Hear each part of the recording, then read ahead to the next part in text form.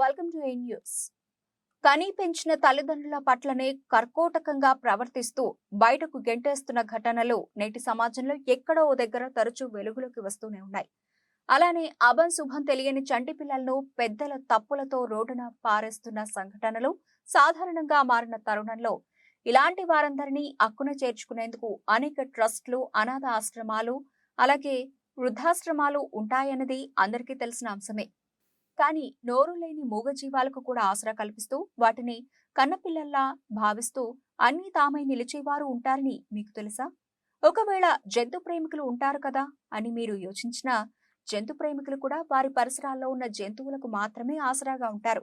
కానీ ఇప్పుడు మేము చూపించబోయేవారు అంతకన్నా ఎక్కువే. జంతువుల కోసం ఓ పెద్ద ఆశ్రమాన్ని రూపొందించి ఆ ఆశ్రమంలో రోడ్డున అనారోగ్యాలతో అల్లాడుతున్న ప్రాణులకు అత్యంత ఆధునీకరణతో వైద్య సేవలను అందిస్తూ ప్రత్యేక చొరవ చూపుతున్నారు ఆ సేవామూర్తులు.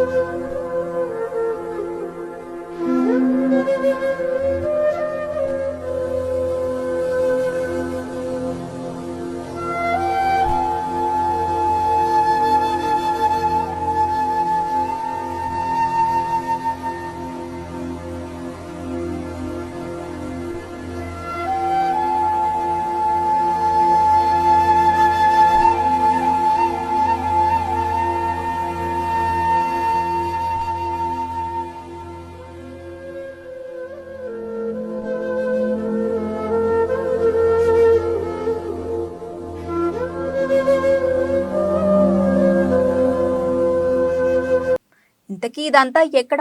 కర్కోటక కాలంలోనూ కరుణామూర్తులు ఉన్న ప్రాంతమేంటి అనుకుంటున్నారు కదూ? ఆ ప్రాంతం మరెక్కడో కాదు, శ్రీ పొట్టి శ్రీరాములు నెల్లూరు జిల్లా కేంద్రంలోని మారుమూల ప్రాంతమైన కల్లూరుపల్లినే.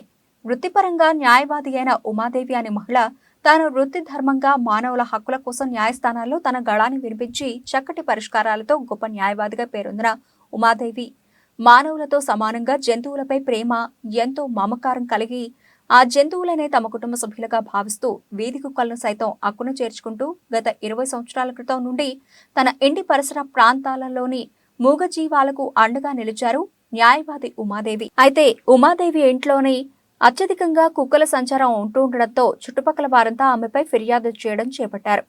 అనేక మార్లు పోలీసులకు అందిన ఫిర్యాదులతో ఆమెను పోలీసులు కూడా వారించిన సందర్భాలు కూడా ఉన్నాయట.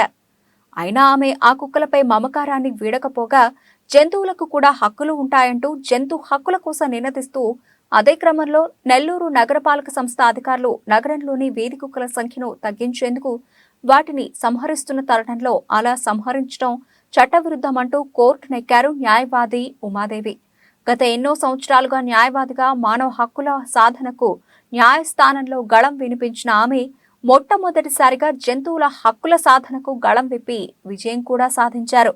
కోర్టు ఆదేశాలతో నాటి నుండి వీధి కుక్కలను సంహరించడం మాని వాటికి కుటుంబ నియంత్రణ ఆపరేషన్లను చేయడం మొదలుపెట్టారు అంటే అది న్యాయవాది ఉమాదేవి పుణ్యమే. కానీ నాటి నుండి న్యాయవాది ఉమాదేవి అన్న పేరును కాస్త కుక్కల ఉమాదేవిగా మార్చేశారు స్థానిక ప్రజలు. అయినా వాటన్నింటినీ లెక్క చేయక జంతు సేవలను చేపడుతూనే వచ్చారు ఉమాదేవి. ఆ క్రమంలో ఉమాదేవి యోచనలో నుండి ఉద్భవించినదే ఈ జంతు ఆశ్రమం. దీనినే అనాథ జంతువుల ఆశ్రమం అని కూడా పిలుస్తూ ఉంటారు.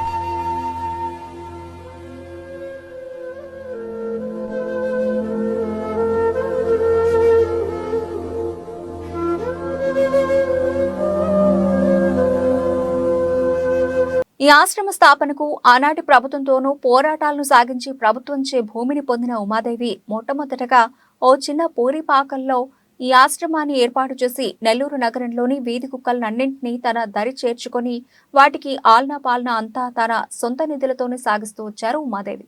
ఆ వీధి కుక్కలకు అనారోగ్య సమస్యలు ఏర్పడిన క్రమంలోనూ ఆమె చేసిన సేవలు వర్ణనాతీతం. అలా జంతు సేవలోనే మమేకమై సాగుతున్న ఉమాదేవికి నెల్లూరు జిల్లాకు చెందిన ఓ జైన్ కుటుంబం పరిచయం కావడం, ఆ జైన్ కుటుంబం వారి అసోసియేషన్ సభ్యులకు ఉమాదేవి సేవలను తెలియజేయడం, ఆ సేవలను విన్న జైన్ అసోసియేషన్ సభ్యులు చలించి జైన్ సభ్యులంతా ఏకమై తోడ్పాటు అందించడంతో పూరిపాకలు కాస్త భవనాలుగా మారడంతో పాటు జంతువుల కొరకు ప్రత్యేక అధునాతన పరికరాలతో అత్యాధునిక వైద్య సేవలను కూడా అందించేందుకు ఓ వైద్యశాలను కూడా నిర్మించారు. అంతేకాదు క్యాన్సర్ కు సంబంధించిన అత్యాధునిక వైద్య సేవలు మానవులకు అందించే ఆసుపత్రులు నెల్లూరు నగరంలో నెలల క్రితం ఏర్పడితే సంవత్సరాల క్రితమే జంతువులలో క్యాన్సర్ కు చికిత్స చేసే ఆసుపత్రిని ఆ అనాథ జంతు ఆశ్రమంలో రూపొందించడం ఎంతో విశేషం. అనేక రోగాల బారిన పడి నరకయాతనకు గురవుతున్న అనేక జంతువులకు ఈ అనాథ జంతువుల ఆశ్రమమే దిక్కుగా మారింది. ఇక్కడ ఒక వీధి కుక్కలకు మాత్రమే కాదు, గేదెలు, ఆవులు, పిల్లులు, కోతులు, కుందేళ్లు వంటి జంతు జాతితో పాటు పావురాలు, కోళ్లు, హంసలు వంటి పక్షి జాతికి కూడా సేవలను అందిస్తోంది ఈ అనాథ జంతువుల ఆశ్రమం. ఇలా చెప్పుకుంటూ పోతే వీరు చేపట్టే సేవలను వివరించేందుకు సమయం అంతా చాలదు. అయినా వీరి సేవలను కొనియాడక మానలేము. ఇక ఈ అనాథ జంతు ఆశ్రమంపై వారి సేవలను క్షేత్రస్థాయిలో ఆ ప్రాంగణం నుండే ఆ కరుణామూర్తులలో మాటల్లోనే తెలుసుకుంటూ ఆ విశేషాలను మీకు తెలియపరిచే క్రమంలో మా ప్రతినిధి సురేంద్ర మరింత విషయాలను అందజేస్తారు.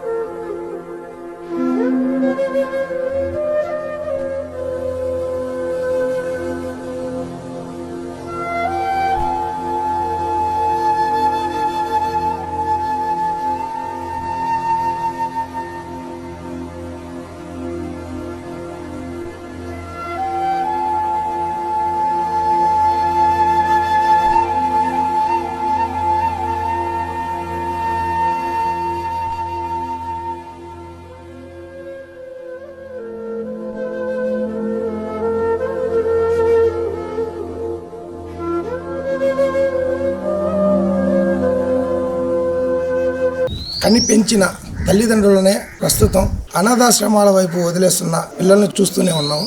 నేటి సమాజంలో జరుగుతున్న పరిస్థితులు అయితే అలానే ఉన్నాయి. అలాంటిది మూగజీవాల కోసం వసతిని కల్పిస్తూ వాళ్ళకి నిలువున నీడనిస్తున్న ఉమాదేవి గారు మన నెల్లూరులో ఈ ఆశ్రమాన్ని స్టార్ట్ చేసి కొన్ని సంవత్సర కాలాలు గడుస్తూ ఉన్నాయి. ఈమె గతంలో 1998లో వీధి కుక్కలను చంపుతూ ఉన్నారు మున్సిపాలిటీ వాళ్ళని చెప్పి ఈమె కోర్టు మెట్టులు ఎక్కిన దాఖలాలు కూడా ఉన్నాయి. కోర్టు మెట్టులు ఎక్కి దాని మీద ఈమె స్టే తీసుకొని వచ్చి తర్వాత ఈ ఆశ్రమాన్ని నడపడానికి కోసమని ఆమె పర్మిషన్స్ అన్నిట్లు సమకూర్చుకొని ఈ ఆశ్రమాన్ని నడపడం జరుగుతూ ఉంది. ప్రస్తుతం మనం అదే ఆశ్రమంలో ఉన్నాము. ఉమాదేవి గారిని అడిగి మీకు ఈ ఆలోచన ఎలా వచ్చింది, మీరు ఎలా వీటిని కొనసాగిస్తూ ఉన్నారు, మీకు ఎక్కడి నుంచైనా ఎవరైనా సహాయం ఉందా లేదా అని దాని గురించి అడిగి తెలిసిన ప్రయత్నం చేద్దాం. 1998లో మొదటగా ఈ ఆశ్రమాన్ని మనం ఈ సంస్థను ఫౌండేషన్ ఫర్ యానిమల్స్ అనే సంస్థను స్థాపించడం జరిగింది. నాయన 1999 నుంచి అసలు ఇది మొదలు పెట్టడానికి కూడా కారణం ఎలా వచ్చిందని అంటే వీధి కుక్కలను వీళ్ళు మున్సిపాలిటీ వాళ్ళు చంపడం మొదలుపెట్టినారు. అది నేను ఒక లాయర్గా ఉండి చట్టాలు ఇంత ఉన్నాయని మాకు తెలియదు. ముందులో అన్నదేవులు రామచంద్రారెడ్డి సార్ అని చెప్పేసి మా సంస్థ మొట్టమొదట ట్రస్టీ కూడా, ఆయన కూడా సంస్థ సభ్యుల్లో ఉన్నారు. ఆయన అమ్మ నేను ఇలా చంపడానికి లేదు, కాకపోతే దీనికి ఆశ్రమం ఒకటి మనం పెట్టాలమ్మా అని చెప్పానని అంతవరకే తెలిసి నేను పోరాడుతున్నానమ్మా. ఒక ఆర్డర్ కూడా తీసుకున్నాను వినియోగదారు సంఘంలో. వాళ్ళు అలాట్ చేయలేదు గవర్నమెంటు అనే విషయం చెప్పి ఆయన నువ్వు ప్రయత్నం చేయండి అమ్మా అని అన్నారు. పిసి రెడ్డి గారి దగ్గరికి వెళ్ళి ఆయన బోల్డ్ అన్ని ఇచ్చున్నారు. ఇది స్థలాలు చాలామందికి ఇచ్చున్నారు. కుష్ఠరోగం ఆమంచర్ల 66 ఎకరాలని చెప్పి ఆయన సలహా అడిగితే అమ్మ మీరు ఒంటరిగా పోరాటం కాదు, మీరు సంస్థగా పుట్టాలి అని చెప్పేసానంటే అంత అయింది. ఆ రకంగా మేము ప్రయత్నం చేసి 2002లో కోర్టులోకి వీళ్ళు డిస్ట్రిక్ట్ యానిమల్ వెల్ఫేర్ సొసైటీ వాళ్ళు మేము 5 ఎకరాలు అలాట్ చేస్తున్నాము అని చెప్పేసి అలాట్ చేయటం అనే కాగితాన్ని మాకు లిఖితపూర్వకంగా ఇవ్వటం జరిగింది. ఆ రకంగా మేము అప్పుడు దీనికి అసలు ఏ దారి తన్నో ఎటువంటి సౌకర్యాలు లేవు. కానీ మొట్టమొదట మాత్రం మేము మొదలుపెట్టింది పశువుల ఆసుపత్రిలోనే మొదలుపెట్టాం. దీనికన్నా ముందుగా ఆ డాక్టర్ గారు దామోదర్ నాయుడు సార్ చెప్పారమ్మా, కుక్కలను చంపడానికి కాదు ఏబిసిఆర్ ప్రోగ్రామ్ చేయాలమ్మా, మీరు కుక్కలను తీసుకొని వస్తే చాలు, మేమే ఖర్చు పెట్టి ఆపరేషన్లు చేస్తాము, మందులు ఇస్తాము అన్నీ చెప్పన్నారు. మేము మొదలుపెట్టింది 1999లో డిసెంబర్ 13వ తారీఖు మొట్టమొదటి ఆపరేషన్ జరిగింది మన పశువుల ఆసుపత్రిలో. కానీ అక్కడ కూడా చాలా ఇబ్బంది అయిపోయింది. మేము 10 కుక్కలను తీసుకొని వస్తే బజార్ నుంచి అందులో 5 కుక్కలు మాత్రమే వెళ్ళిపోతాయి. 5 కుక్కలు వెళ్ళిపోకుండా ఉంటాయి, మా దగ్గరే ఉంటాయి మేము పెట్టే ఆహారం కోసం. వాటి కోసం తప్పనిసరిగా ఆశ్రమం పెట్టాల్సిన బాధ్యత కూడా ఉన్నది, ఒక్క పిడికడి మెతుకుల కోసం అని చెప్పేసి. ఆ రకంగా పోరాడితే అక్కడిని కలెక్టర్ గారు కూడా వచ్చారు, అనంతరామ గారు కూడా వచ్చి చూసి మా మామయ్య పిపి రావు గారు అని చెప్పేసి ఆయన కూడా లెటర్ రాశారు. ఎట్లయితే ఈ స్థలాన్ని 2002లో కేటాయించడం జరిగింది. చాలామంది దయాద హృదయాల సహకారంతోనే మేము కష్టం మీద నడుపుతూ ఉన్నాము. అయితే 2007లోనే మాకు ఈ మార్వాడి వాళ్ళ పరిచయం జరిగింది ఒక ఆవు వల్ల. అప్పటి నుంచి వాళ్ళు పాపం సహాయం చేస్తూ 2013 నుంచి చాలా ఎక్కువగా ఈ కట్టడాలు అంతా మాత్రం 2013 నుంచి మొదలుపెట్టడం జరిగింది. ఇప్పుడు మీరు కోళ్ళు, అలాగే పావురాలు, అలాగే బాతులు, వీటితో పాటు కోతులు, పిల్లులు ఇవి కూడా తీసుకొచ్చిన పరిస్థితులు ఉన్నాయి. వాటిని కూడా ఇక్కడ పెట్టి చూస్తూ ఉన్నారు. ఈ పిల్లులు వీటిని తీసుకొని వచ్చి ఇస్తారు, కానీ ఈ పావురాలు, ఈ బాతులు, ఈ కోళ్ళు అనేది అవి ఎక్కడి నుంచి వస్తున్నాయి? మీకు పందెం కోళ్ళను పోలీస్ వాళ్ళు కోడి పందాలు ఆడుతున్నారని చెప్పేసి జప్తు చేసి ఆ కోళ్ళనేమో మాపరం చేసి మనుషులను ఆ డబ్బును మాత్రం కోర్టుకు ఒప్పచెప్తున్నారు. ఆ రకంగా పందెం కోళ్ళు వచ్చాయి. ఇంకొకటి ఈ పావురాలు ఎలా అయిందంటే, ఒక మార్వాడి మేడము ప్రతి ఆదివారం మార్కెట్ దగ్గరికి వెళ్ళి, మెడ్రాస్ మార్కెట్ దగ్గరికి గల ఎన్ని ఉంటే అన్నీ తీసుకొని వచ్చి పాపం కొని ఆమె ఆశ్రమం పెట్టి ఇక్కడ డెవలప్ చేశారు. ఆ రకంగా అవి వచ్చాయి. ఈ బాతులు రావడం ఏంటంటే, మన ఇంతకుముందు చక్రధర్ బాబు కలెక్టర్ గారు ఉన్నారు కదా, ఆ కలెక్టర్ గారికి మరి ఇంట్రెస్ట్ ఎలానో వాళ్ళ ఇంట్లో పెంచుకొని ఆయన ట్రాన్స్ఫర్ వెళ్ళిపోయేటప్పుడు వాటిని హ్యాండ్ ఓవర్ చేశారు. ఆ రకంగా అవి రావడం అయింది. కోతులు మాత్రం దెబ్బలు తగిలి ఈ యాక్సిడెంట్లు అయ్యి ఈ రకంగా రావటం. పిల్లులు కూడా ఆ రకంగానే వచ్చినవే. ప్రస్తుతం మీకు ఇక్కడికి ఈ కోతులు కావచ్చు, మీరు అన్నట్లు యాక్సిడెంట్లు జరిగి వస్తున్నాయని అన్నారు. అలాగే కుక్కలకి వివిధ రకాల వ్యాధులతో అవన్నీ ఇక్కడ తీసుకొస్తున్నారు. మరి వాటికి వైద్యం అందించడానికి మీ దగ్గర సిబ్బంది ఉందా? ఉన్నారు సార్. వాలంటరీ సర్వీస్ చేసేవాళ్ళు ఉన్నారు, ఆన్ బేసిస్ మీద ఉండేవాళ్ళు ఉన్నారు. అంతమంది సహకారం ఉంది.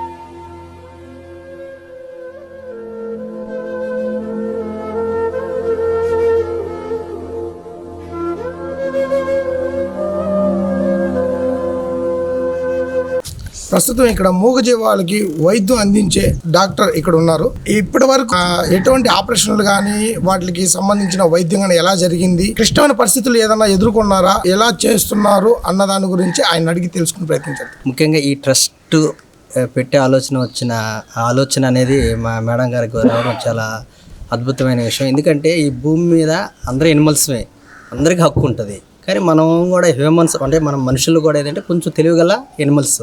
కానీ మనం ఆ తెలివితోనే ఏంటంటే పాపం అవి ఆ మిగతా ఎనిమల్స్ని మనం చాలా నెగ్లెక్ట్ చేస్తున్నాం అనమాట. సో అంటే అందరికీ హక్కు ఉంది కాబట్టి మనం ఏంటంటే మన వాళ్ళు చాలా పాత రోజుల్లో మనం ఏం చేసామంటే మన అన్నం పొలాల్లో అన్నం తింటున్నా ఏం చేస్తున్నా ఒక కుక్క కానీ ఏదైనా వస్తే ఒక ముద్ద అన్నం వేసేవాళ్ళం. కానీ ఈ రోజుల్లో ఆ పరిస్థితి లేదు పాపం. కానీ అవి కూడా ఆహారం కోసం ఏం చేస్తాయి, కొంతమంది అంటారు రిపోర్ట్ చేస్తారు పిల్లలు గారుస్తున్నాయి అవి గారుస్తున్నాయి అంటారు. ఇంకేం చేస్తారు, అన్నం పెట్టకపోతే అవి మాంసాహారులు అనమాట, మామూలుగా కార్నివర్స్ మాంసాహారులు. కానీ ఆ విధంగా చూసి చాలా పల్లెటూరులో చూస్తాను, కొంతమంది కాల్చి వేయడం కానీ, కొంతమంది ముందు పెట్టేసి, కొంతమంది చాలా దారుణంగా కొట్టడం కానీ అలా చేస్తున్నారు అనమాట. ఎక్కువ మాకేంటంటే యాక్సిడెంట్ కేసెస్ ఎక్కువగా వస్తుంటాయి మాకు. ఇంకొకటి ఎలక్ట్రికల్ కోతులు అన్నారు ఇందాక, కోతులు ఏంటంటే ఎక్కువ పైన ఎగురుతూ ఉంటే ఎలక్ట్రికల్ షాక్తో ఎక్కువ వస్తూ ఉంటాయి. ఇంకా మనకి ఇక్కడ మన మేడం గారు సహాయంతో ఏంటంటే ఇక్కడ మనం వ్యాక్సినేషన్ కూడా చేస్తున్నాం అన్నమాట. వాటికి రెగ్యులర్గా వ్యాక్సినేషన్, అదే కాకుండా చుట్టుపక్కల గ్రామాల్లో కూడా వీధి కుక్కలకి వ్యాక్సినేషన్ కూడా వేయడం జరుగుతూ ఉంది. సో ఇక ఇవే కాకుండా మనకు లార్జ్ ఎనిమల్స్ అంటే ఆవులు కానీ గేదెలు కూడా ఉన్నాయి. వాటికి కూడా మనం ఏంటంటే ఇక్కడ పోలీసు వారు పట్టుకున్నవి కానీ ఇంకా ఏమైనా లో ఉన్న ఆవులకి ఏమైనా బాగాలేకపోయినా కూడా, అంటే వాటి యొక్క హెల్త్ బాగాలేక తిరగలేని పరిస్థితులు మీరు చెప్పారు కదా ఆశ్రమాలని, మనుషులకైతే ఆశ్రమాలు ఉన్నాయి. వీటికి కూడా ఆశ్రమం అనేది మన నెల్లూరు జిల్లాలో నాకు తెలిసి ఇది ఒకటే అనుకుంటాను. సో ఇక్కడికి వస్తూ ఉంటాయి కాబట్టి మ్యాక్సిమము మనకి ఎక్కువ యాక్సిడెంట్ కేసులు ఎక్కువగా వస్తూ ఉంటాయి. సో మనం ప్రతిదానికి ఫ్రాక్చర్స్ అవన్నీ మనం చేస్తాం. ఇంకోటి ఏంటంటే మన పాపులేషన్ అంటే ప్రతి విలేజ్లో ఏంటంటే మనం కుక్కలను చంపకుండా వాటి యొక్క పాపులేషన్ అనమాట, ఎనిమల్ బర్త్ కంట్రోల్ చేస్తున్నాం అనమాట.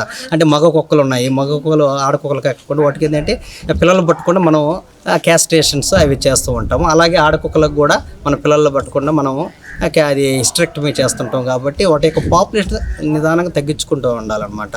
డైరెక్ట్గా అలా కాకుండా కొంచెం వాళ్ళ పాపులేషన్ తగ్గించుకుంటూ చేస్తే మనకి ఈ రిస్క్ అనేది దక్కుతుంది.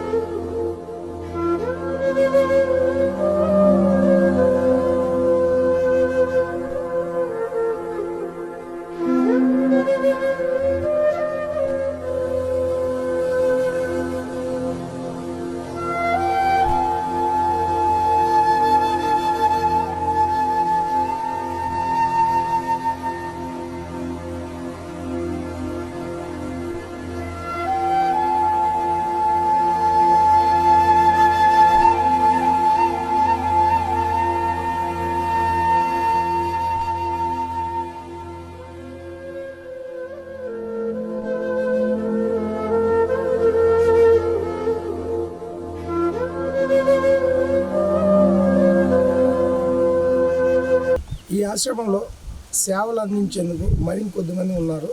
వాళ్ళని అడిగి వాళ్ళు ఎలాంటి సేవలు ఈ ఆశ్రమానికి అందిస్తున్నారు అనేది వాళ్ళు అడిగి తెలుసుకుంటారు. नाम జే జినేంద్ర శ్రీ మహావీర్ పశు సేవా కేంద్ర.